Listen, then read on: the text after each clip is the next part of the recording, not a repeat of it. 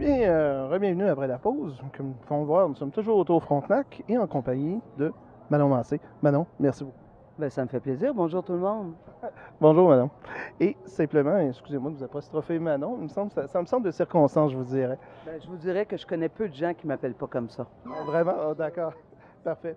Écoutez, aujourd'hui, nous avons plusieurs invités, dont vous, et nous posons certaines questions, disons, plus légères par rapport à l'été.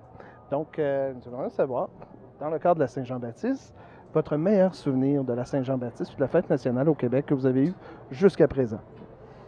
Ah, j'en ai beaucoup, mais ça me tente de vous en raconter une expérience où j'ai 5-6 ans, hein, donc on retourne en arrière. Je suis dans mon village natal qui s'appelle Windsor, à Montréal, à Montréal, au Québec, proche de la ville de Sherbrooke.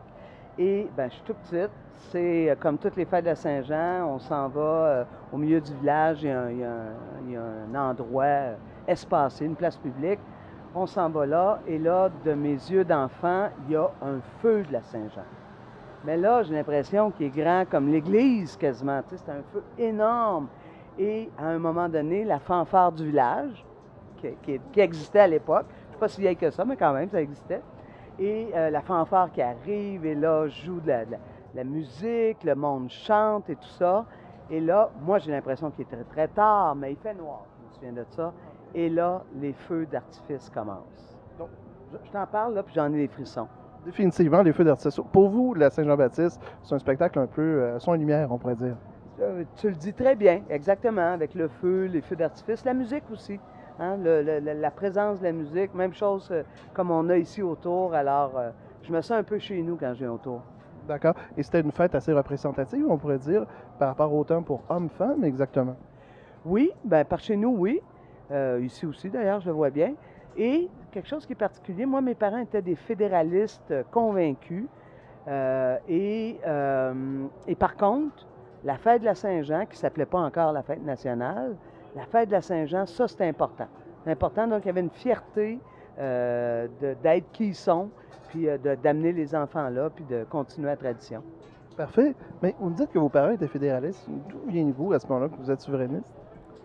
Ben, je pense que c'est une question de génération aussi. Je veux dire, mes parents sont des fiers Canadiens-Français, sont très fiers. Qu'est-ce qui faisait qu'ils étaient fédéralistes, ça leur appartient. Pour moi, assez tôt dans mon cheminement, c'est devenu clair que si on voulait réellement être le peuple extraordinaire qu'on est, avec toute notre force, notre diversité, ben, il y avait juste une façon qu'on pouvait y arriver, c'est de prendre les rênes du pays. Puis c'est pour ça que je suis souverainiste. D'accord, d'accord. Et pour vous, justement, face aux hommes et aux femmes, disons, à la diversité culturelle, est-ce qu'il y a un héros, une héroïne à ce moment qui vous a marqué, qui, quelque part, vous trouvez que son héritage est toujours présent aujourd'hui? Oui, ça me tente de vous parler de quelqu'une qu'on ne connaît pas beaucoup, qui s'appelle Mary Two-Axe Early, qui est une femme autochtone, Mohawk, ici de Kanesatake.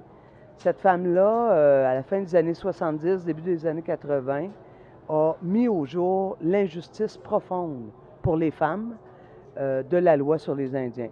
C'est-à-dire qu'une blanche qui mariait un Indien, elle devenait autochtone. Une femme autochtone qui mariait un blanc, elle perdait tous ses droits.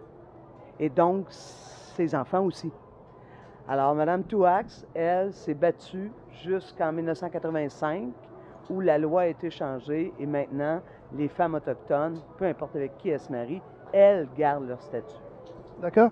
Mais en même temps, on sent que c'est toujours un problème qui est présent. Il y a quelques années, à ce moment-ci, il y avait justement certains scandales ou, on pourrait dire, certaines discussions acrimonieuses sur la venue de, on pourrait dire, québécoises ou de femmes, on pourrait dire, montréalaises, caucasiennes, si vous préférez, sur la venue de la réserve de Kanawake, ou à ce moment-là, d'hommes blancs, ni plus ni moins. Qu'est-ce que vous en pensez exactement? Bien, moi, je pense que c'est effectivement un enjeu. À partir du moment où on a confirmé... Tu sais, les gens oublient, là, le territoire du Québec, le territoire canadien, le territoire américain, il y a des gens qui habitent ici depuis des millénaires. Pas 100 ans, pas 200 ans, pas 400 ans, depuis des millénaires. Et dans le fond, on les a pris, on les a mis sur des petits bouts de terre en disant, ben vous allez vous entendre. On a adopté des lois assimilatrices pour qu'ils perdent leur culture, qui perdent qui ils étaient, leur identité. Alors, il y a quelque chose où il faut qu'on reconnaisse l'impact de la colonisation qu'on a eue sur ces gens-là. Et moi, je pense que ce qui se passe à Kanesatake, pardon, ce que vous soulevez, c'est la suite d'une multitude d'erreurs, d'injustices historiques. Et moi, c'est clair que je ne suis pas d'accord avec ça, mais en même temps, qui sommes-nous pour dire à ces gens-là qu'on a contraint à agir comme nous, de dire, dans le fond, ce que vous décidez de faire, c'est pas correct. Moi, je suis une fille du dialogue, je suis une fille de la réconciliation. Je pense qu'il y aurait des possibilités, mais en même temps, ces gens-là n'ont même pas de réserve.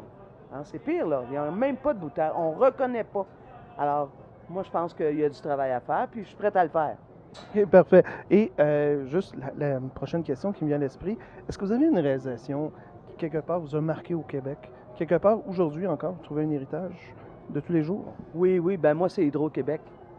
Hydro-Québec, pour moi, c'est la plus belle affirmation nationale qu'a pas eu le Québec depuis le jour où il a décidé qu'il allait prendre en main sa destinée. Alors bon, c'est sûr, ça s'est fait à une époque où les indépendantistes le voyaient, je veux dire, on n'était pas organisés. Il n'y avait pas de parti politique encore qui nous représentait de façon très large, etc. Mais ceci étant dit, ça n'enlève pas que Hydro-Québec, à la création d'Hydro-Québec, c'était on redonne au peuple ce qu'il y a de magnifique. Et tu vois, aujourd'hui, on est rendu à un moment où les changements climatiques exigent de tous les peuples d'avoir une énergie propre. Et nous, ça fait déjà un demi-siècle qu'on est là-dedans. Fait que moi, je pense qu'on a raison d'être fiers, sauf que les gouvernements successifs sont en train de rendre notre Hydro-Québec privatisé. Et ça, je pense qu'il faut se lever contre ça. Donc, notre héritage national, justement, est-ce que vous considérez que ce serait ma prochaine question, c'est-à-dire, est-ce que vous considérez que c'est un défi, ni plus ni moins, que le Québec va faire face dans les 2 prochaines années? Bien, il fait clairement la planète entière fait face au défi des changements climatiques. Alors, le Québec, il faut qu'il fasse sa part. Et pour moi, la transition énergétique, c'est-à-dire de passer d'une énergie qu'on sait qui empire les changements climatiques, essentiellement les hydrocarbures, le pétrole, le gaz naturel, etc. Il faut sortir de ça pour aller vers des énergies qu'on sait qui sont renouvelables.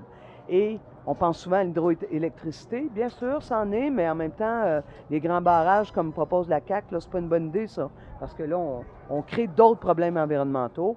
Moi, je pense qu'il y a assez de vent au Québec, aller sur la Côte-Nord, vous le savez, en Gaspésie. Il y a assez d'eau, il y a assez d'électricité propre possible à faire, qu'on n'est pas obligé de passer par les chemins des hydrocarbures. Fait que ça, c'est le plus grand défi pour moi. Parfait. Eh bien, je tiens à vous remercier beaucoup, Mme Massé. Bien, ça me fait vraiment plaisir, puis bonne Saint-Jean! Bonne Saint-Jean.